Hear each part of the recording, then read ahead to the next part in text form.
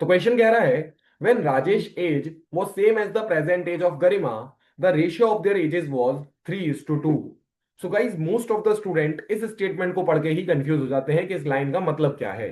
तो मैं आपको बताता हूं इस लाइन का क्या मतलब है।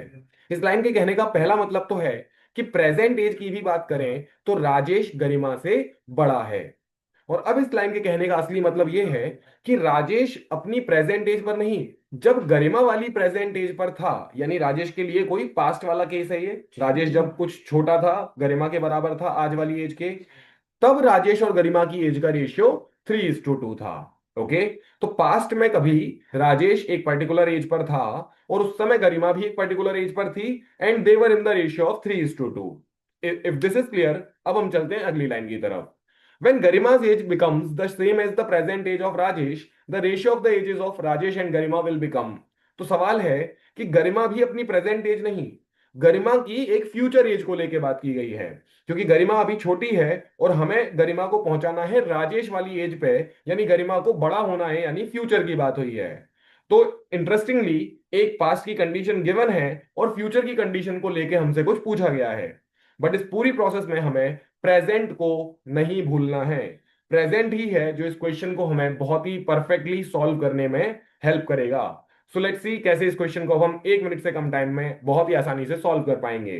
तो उसके लिए पहले मैं यहां लिख देता हूं तीनों कंडीशंस के लिए, पास्ट, प्रेजेंट और फ्यूचर। एंड नाउ पास्ट में राजेश और गरिमा की एजेस का रेशियो 3:2 था। तो इसी बात का फायदा उठा के मैं राजेश को कोई भी रैंडम एज दे दूंगा जो 3 की टेबल में आती हो। तो सबसे इजी नंबर्स के लिए मैंने मान लिया कि राजेश की एज यहां पर थी 30 और गरिमा की एज हो गई 20, क्योंकि इनका रेशियो था 3:2 का। बहुत ही बढ़िया।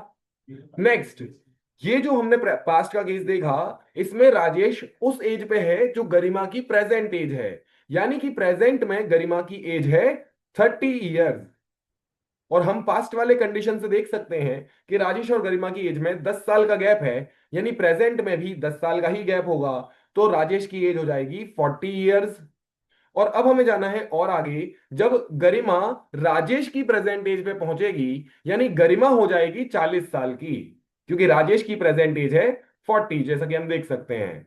तो गरिमा जब 40 की होगी तो डेफिनेटली राजेश फिर से उससे 10 साल ही बड़ा होगा, यानी 50 पे होगा। एंड दैट्स इट, हमने 1 मिनट से भी कम टाइम में इस क्वेश्चन को सॉल्व कर लिया है, क्योंकि 50-40 का रेशियो होता है 5:4। So the correct answer to this question is option D, that is 5:4।